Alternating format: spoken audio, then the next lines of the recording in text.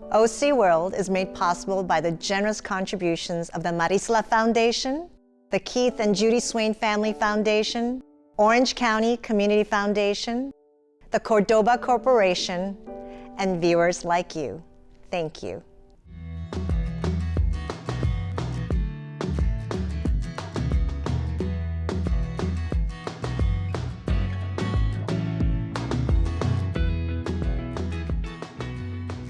Hi, I'm Rick Reiff, guest hosting for OC World.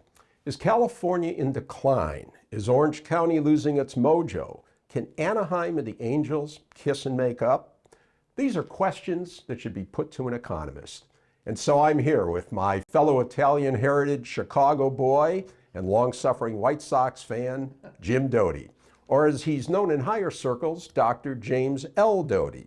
He's well known for his pinpoint economic forecasts. He's also president emeritus of Chapman University.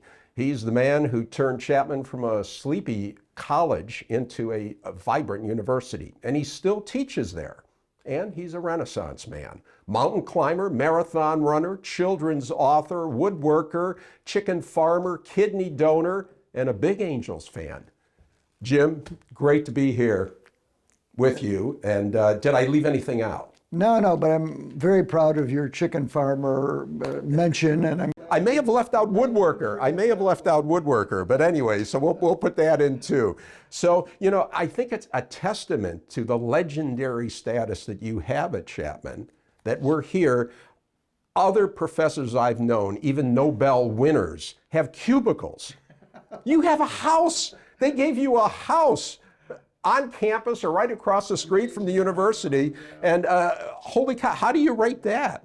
Listen, it was I had my sights on this house when I was president. In fact, Memorial Hall is right across. I could see Daniele Struppa, his office, and I had my sights on this little cottage. It's called Doti's Cottage. Anybody wants to come visit, I'm here. Yes, okay. And you're still teaching. I mentioned that. Yeah. And so this is where you know, in this house you do research. Yeah.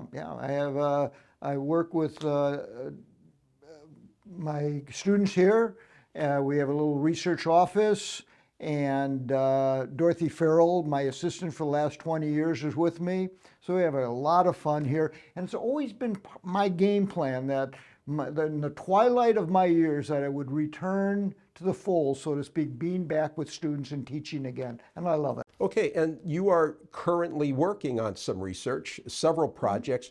Just to give viewers an idea of what an economist actually does, a research economist.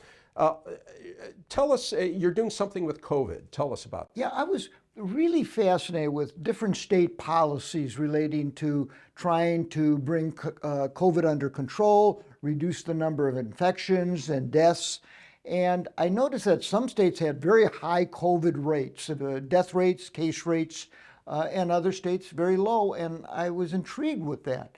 What is it? What are the socio-economic variables, the circumstances that lead one state, the highest is Alabama, and another state, the lowest, Vermont being the lowest, and the disparity is huge. What explains it? So that intrigued me, and that's what research is all about, trying to find answers to questions like that. And of course, in the kind of polarized society we have now, those questions get answered in political terms. Exactly. Who had the lockdowns, who was reckless, who wore masks, who didn't, on and on. And you've discovered something a bit different. I'm so amazed at the excitement of being involved in research again, and if I could share that with you, because new data just came out from the CDC, Center for Disease Control, on chronic disease. Now, to a researcher, this is incredible stuff, because I've been working the last couple of years trying to figure out what it is that causes these differences among states. So here you could see on the screen all these data. You're showing us the sausage these right now. Yeah, here's the sausage. Here are all the data. I have data on daily deaths, daily cases, stringency rates, how each state was stringent in terms of lockdowns, distance requirements, closing schools, all of that, and vaccination rates. So the most recent research I'm doing is what impact did vaccination rates have? How many, did it save lives? Did it have an impact? Here's the big excitement. Came out 2 weeks ago, chronic disease. There's a new variable that measures the proportion of chronic disease by state. People who have diabetes, heart trouble, kidney disease, and so on. And it turns, and we've never had that variable before, throwing that variable in increased the explanatory power of my model. As a result, I'm now explaining 80% of this variation in death rates. I now can say, I now know why they're 80% of that. And the most exciting thing, I think, is on this vaccination rate, because of this coefficient of minus 2.27, you see here, that's just a number that you see among a whole lot of numbers, but I can take those data and extrapolate from it, and we found that vaccinations, when they began in March 10th of 21 to the current period, taking that entire period when vaccinations were taking place, I can see the differences in each state, but collectively as a nation, this is the first time I'm reporting this because it's hot off the press, literally, it saved roughly 420,000 lives.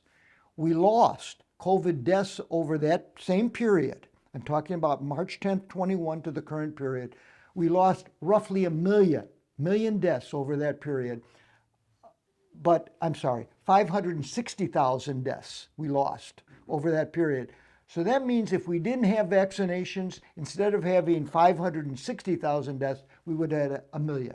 Okay. It also suggests, though, that if a state has more old people, it would have had more COVID deaths. It had nothing to do with whatever their policies Absolutely. Were. So there's this big disparity. You know, you have this new controversy between Governor Newsom of California and Governor DeSantis of Florida. And Newsom is saying, well, our death rate is much lower. Florida's is much higher because California followed stringent policies.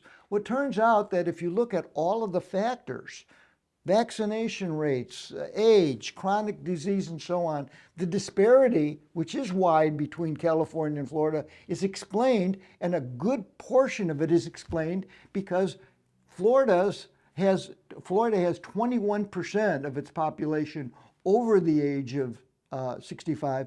California is a relatively young state.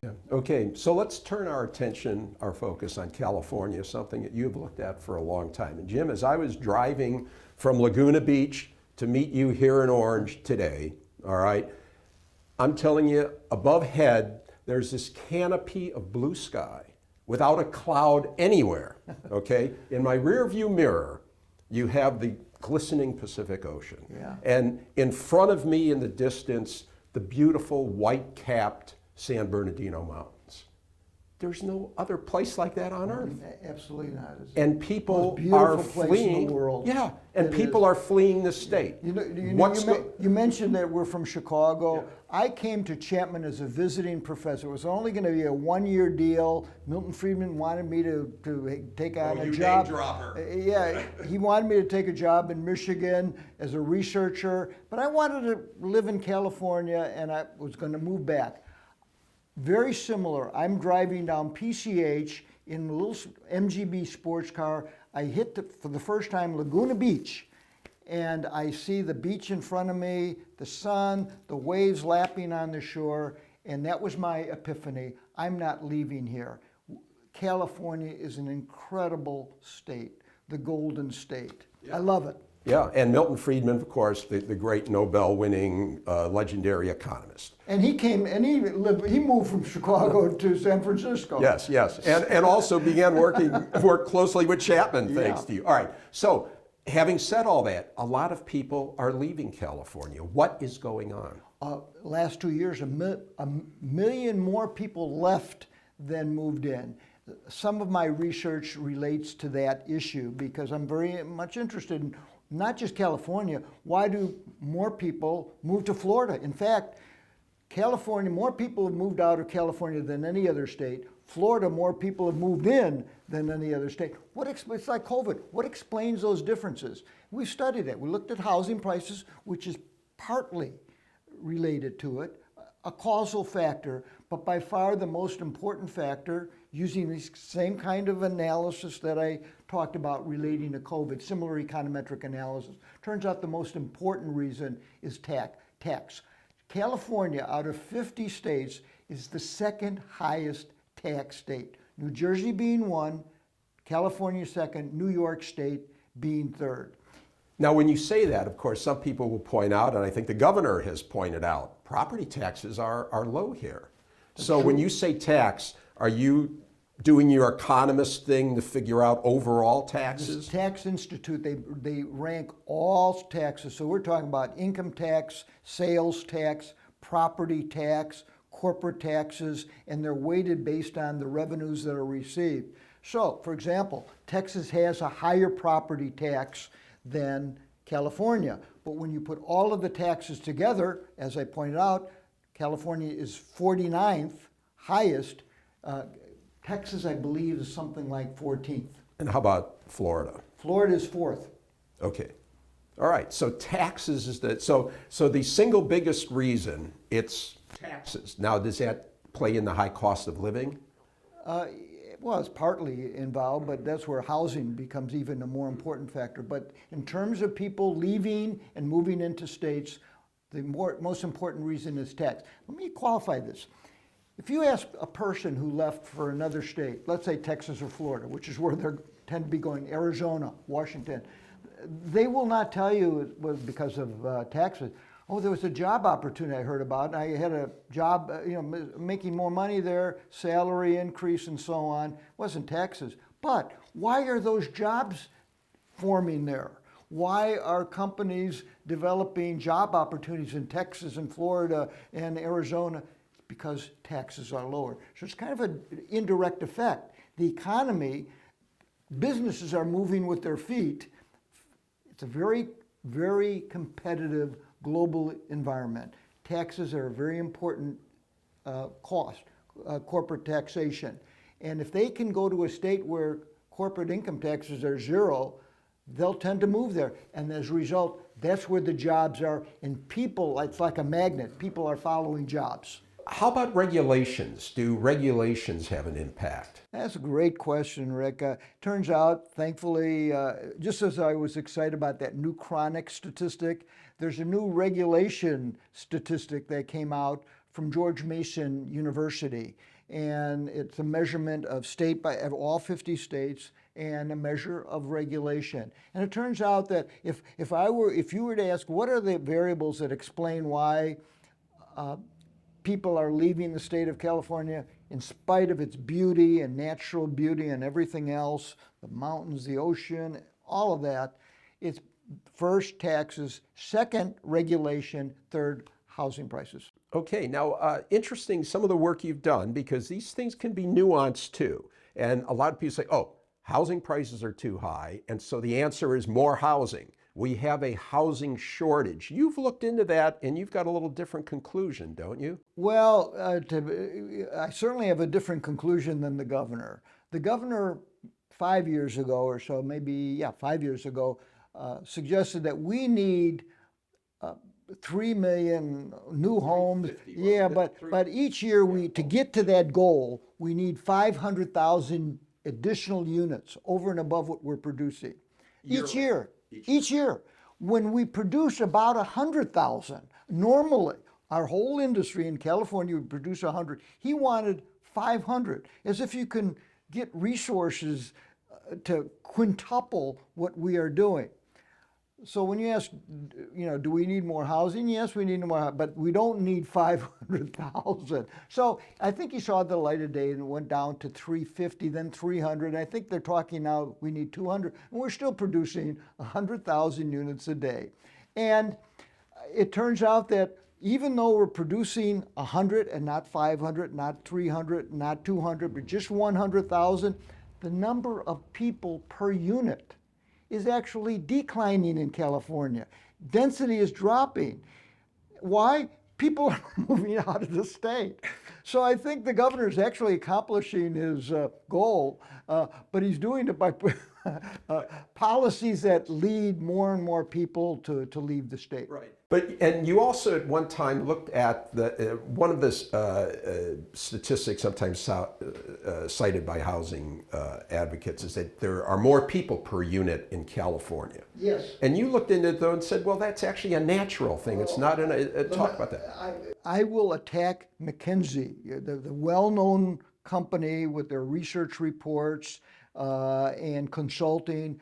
The state hired McKinsey and Company to do a research, and they looked at different states' housing, number of people per home. And they found that California has a higher ratio, which suggested to the state we don't have enough housing. We have a higher ratio per home mainly because land prices are high, because it's such a beautiful place to live. When you moved here from Chicago, I moved, and everybody else, the great migration to California, because it's a beautiful state. It's a beautiful state. As a result, land prices are higher. So that's one of the reasons. So does it make you ever want to tear your hair out? Yes. Yes. State... I'm tearing my hair out. Yes, it's very frustrating because when statistics are used to foment or to encourage or to be the inspiration for a particular kind of governmental policy and the original data is wrong, it's very frustrating. Okay. While we're talking about frustration, Orange County. How's Orange County doing? You have done a lot of research about Orange County as a innovation hub, a technology hub. How's that going? Yeah, actually, it's interesting you asked that question, Rick, because this morning I couldn't wait to get to the office because I'm putting some data together. New data came out on our advanced industry list. Chapman and UCI, we've partnered together to produce the most extensive database on, when I say advanced industries, high-tech workers. These are higher paid jobs. The average salary of an advanced industry work is double the overall average. So these are the jobs that will be filled by graduates of the Arger School of Business and Economics, our New Fowler School of Engineering, our Schmidt College of Science. Those that are graduating in the STEM disciplines, they're the people who will be filling the jobs in these advanced industries. Just came out with data that extends that to 2022, the second quarter. And the data is really, really discouraging for Orange County. Explain. Yeah, the statistic I'm really excited about now, because it's a vast database, but what we came up with, our team of researchers, is what if you look at the degree or over time, the proportion of all of the technology jobs in the nation. How many did Orange County have back in 2005 as a percentage of the average? And what does it have now? Are we growing or are we losing the race in terms of developing and creating high-paying jobs? Well, it turns out in data that we have that Orange County ranks very low. Of the 50 counties and metropolitan statistical areas that we track, not only does it rate low over the 2005 to 2022 period, we also did it from 2017 to the current period, the last 5 years, and Orange County is losing of all, its share of these workers. Okay, and I've seen that some of those numbers you have. Los Angeles has lost even They're like bigger the bottom percentage. of the list. If you take off 50, I think they've lost the most. But the Bay Area has gained, Silicon Valley, Yeah.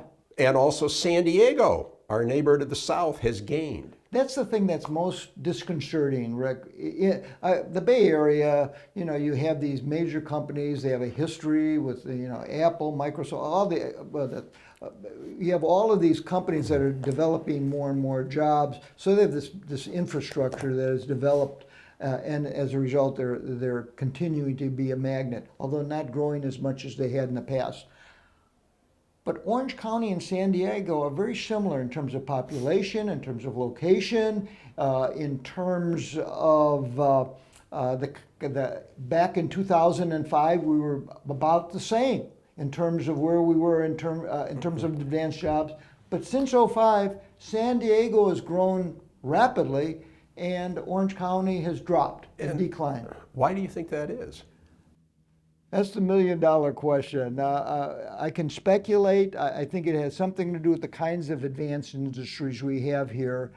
But I'm beginning to believe that San Diego is doing a much better job in terms of technology transfer, in terms of research, especially university research, private research, in terms of taking that research and commercializing it, creating companies as a result, and creating jobs that use that research in the creation of new services and new products. Does that suggest that universities here in Orange County and the other institutes and things are not doing this? I think so. I think so.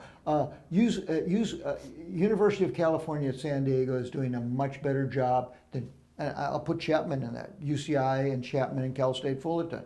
They seem to be doing a better job taking the technology, the new developments coming out of the research taking place at those institutions, and creating businesses and supporting new job growth. Okay, well, let's turn to the biggest, most burning issue, and that's the Angels and the city of Anaheim. Of course, there was a deal, there was going to be a deal done to sell the property to Artie Moreno to keep the Angels forever probably in Anaheim, and then you had a corruption probe, and even before that the state was raising some issues about there's not enough affordable housing in this plan, all that. So all those plans have gone away. Artie said he was going to sell the team, now he changed his mind, he's going to keep the team, and I think people should hearken back to another time when there were problems, and this was like mid-90s, right? Yeah. And Gene Autry wanted to sell, and there was a lot of thinking they were going to move the Angels out, and a certain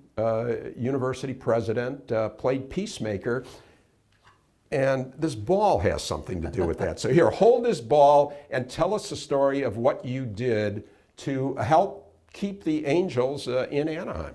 Well, yeah, this is my prized possession. This came about as a result of the fact that Gene Autry and Jackie, Mrs. Autry, they wanted to leave the team here, but they wanted to sell.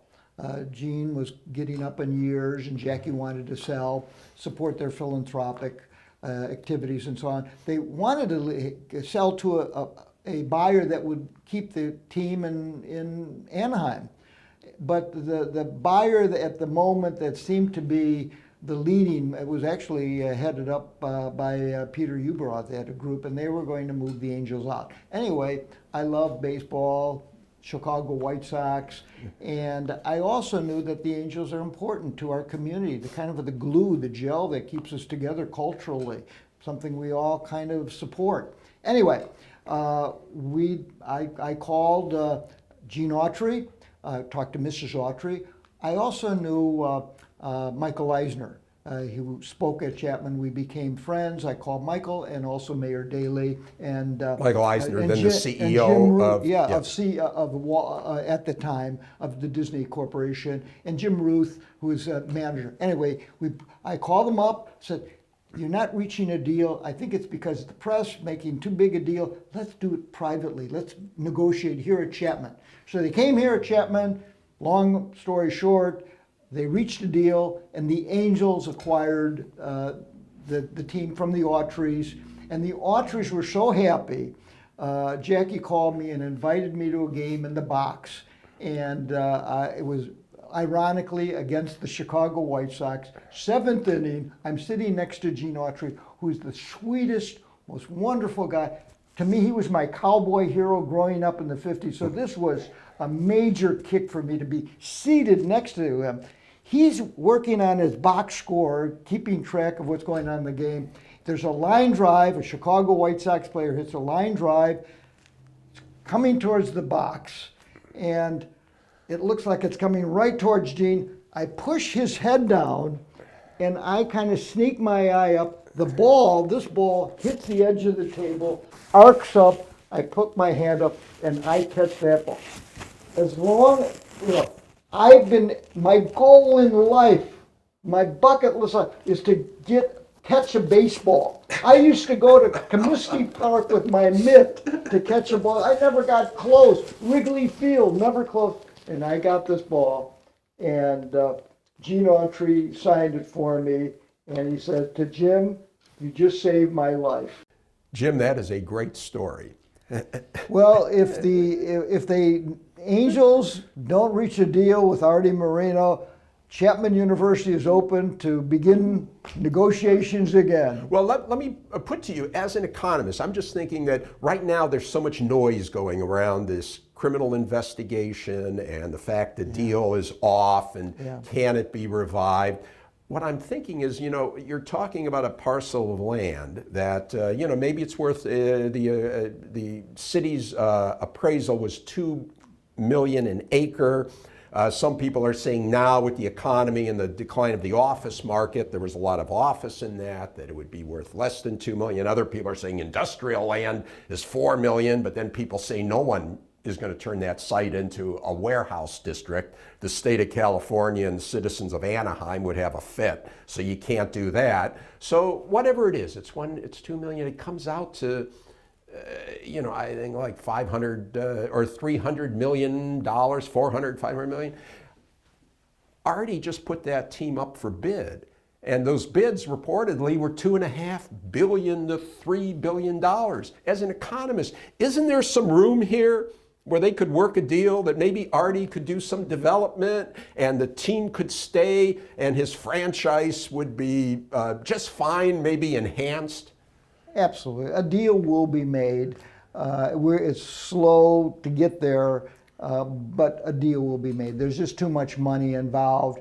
And if I can get those acres for $2 million an acre, I will put an investment group and buy it if I can get it at that price. You think it's worth it? Absolutely. That's very valuable land. In fact, Chapman, we have a good deal of residential space that we've acquired for our students who live in the Golden Triangle.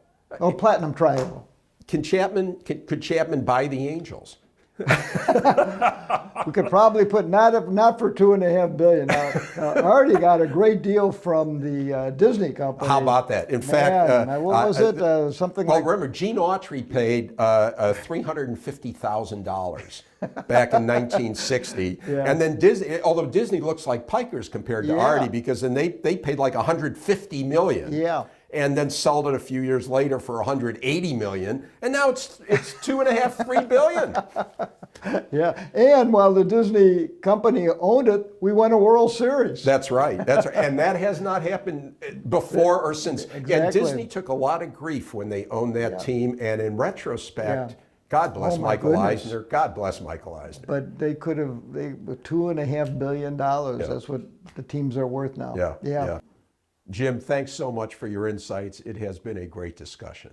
Thank you. It's great being on the show with my fellow Chicago boy. Go Sox, eh? and Angels too. It's been my pleasure to host OC World. Thanks for watching.